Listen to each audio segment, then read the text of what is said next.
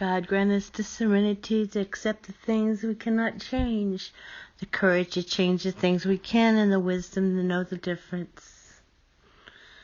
And that's what we got to look at. That prayer, we have to really look at that. Welcome to Christiel's Connections because of you nuggets. The Want to Power, Part 2. You got to want to. And when you start wanting to, that prayer is going to actually mean something. When you start really wanting to get better, then you're going to be praying that prayer. God, grant me the serenity to accept the things I cannot change, the courage to change the things I can, and the wisdom to know the difference.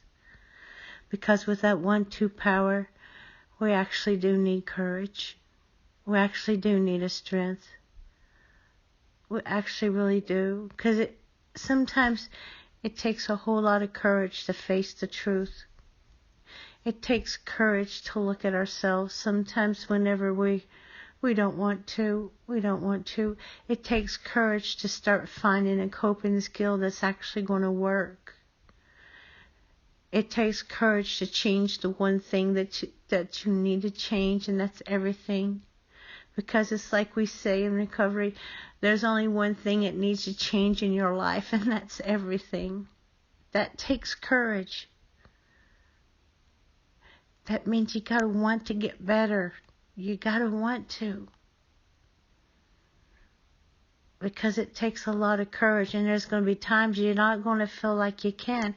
And then I encourage you, pray. You pray to the Father, please help me. Please help me. And then you have support, you have support. A safety in numbers right there, safety numbers. That's the reason the Father said in the Bible, He said, in the multitude of counselors there's safety. But there's different aspects of that. But in this point, what I'm making here is, you have the safety of a recovery group. I highly suggest Christian recovery. But you have the safety of a recovery group that you can go to and sponsors. It's there. I get the ones that's been there for the longest time and get the same sex for various reasons. But see, your life, nothing is going to change in your life unless something changes. And that's the want to change. Then start stepping into the change. Start stepping into the change. It's like with salvation. The first day is the beginning of a new life. That doesn't mean it's going to be an easy one. That doesn't mean it's going to be a new walk. It doesn't mean it's going to be an easy walk, an easy journey, but it is the first day of the rest of your life. This is where your healing starts. When you get saved, when you start into this recovery program, and for us, I do believe the steps of the 12-step programs and Christian based. I might have a little bit of different thoughts on certain things, but for the most part, the process, they're actually biblical. They're biblical, and I do believe that that's a good recovery process, is the 12 steps.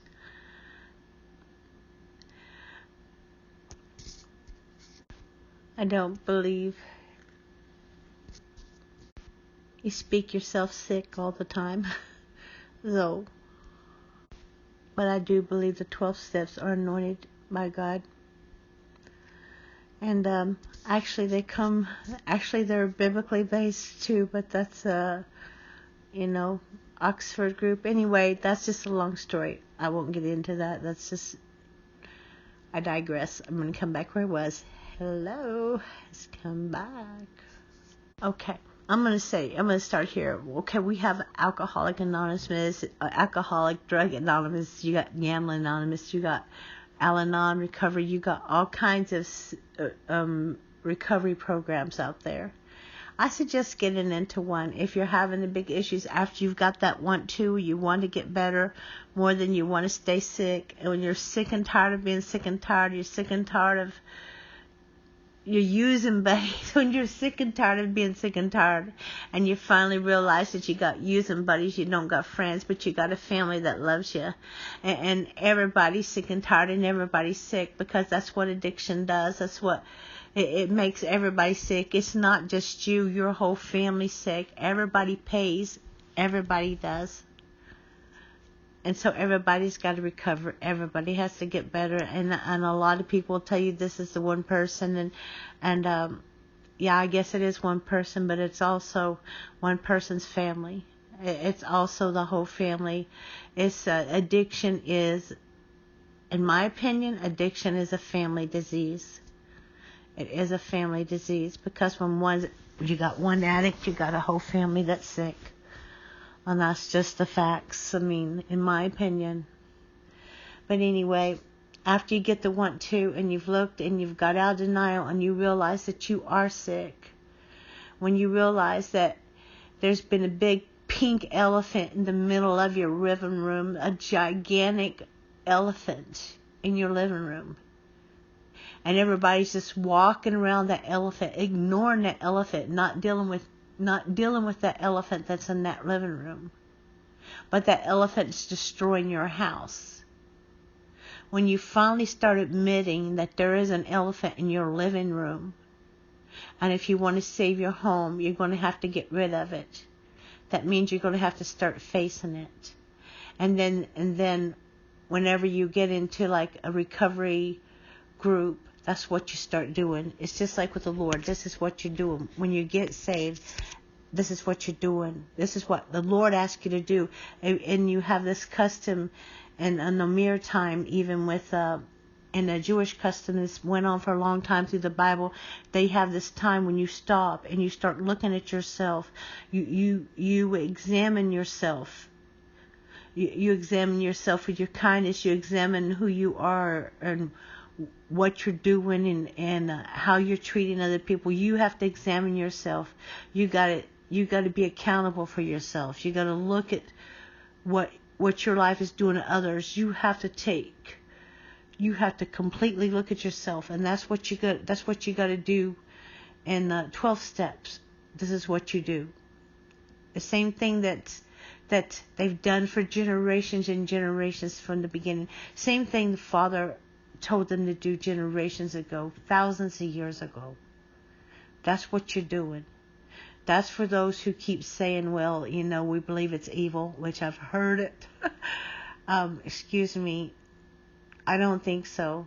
Go study your history on it before you start saying it's evil. Go look at the steps. Base them on a Christian base, and look at the steps and go look them up in the Bible. Every one of them steps is in the Bible. They are biblical. So, no, they're not of the devil. The only thing I don't like about the 12-step programs, I don't like them saying at the end, I'm always this, I'm always going to be this. Because to me, a child of God, we're cleansed and we're not always that. I'm not always going to be an alcoholic or always going to be a drug addict, but I'm always going to have, I've always going to have in the back of my mind that I can't do this because this makes me sick. I have allergic reactions to this. That's what I do. I have allergic reaction to this, and the allergic reaction I have destroys me, destroys my family and everybody I love. This is a bad thing.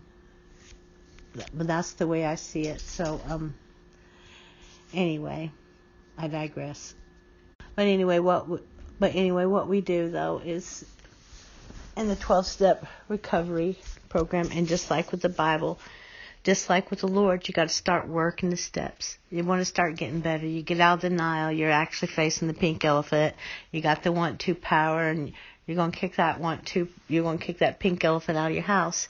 But see, then we're going to have to work the steps. You got to take and start looking at yourself. Work the steps.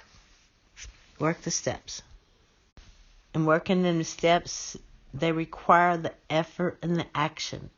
You got to want to. And this isn't a willpower here, but a willingness.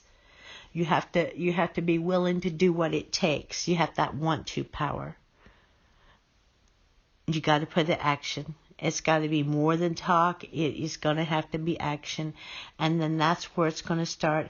Just like when you're saved, it's more than talk. You're taking the action. And then you're going to have to start walking into a willingness to do right, a willingness to put effort into something. It can't be, oh, I'm not going to do it today because I don't feel like it. It's, I'm going to do it in spite of what I feel like. And that's what it's going to start taking. It's going to take that want-to power. And a lot of God grant me the serenity to accept the things I cannot change, the courage to change the things I can, and the wisdom to know the difference. One day at a time. And why are we doing this? Because He loves you. From the beginning of time, He loves you. From the beginning of time, He told you to do this, to examine ourselves from the beginning of time. Why? Because He loves you just the way you are, but too much to let you stay that way. It was because of you. Love you. You're worth it.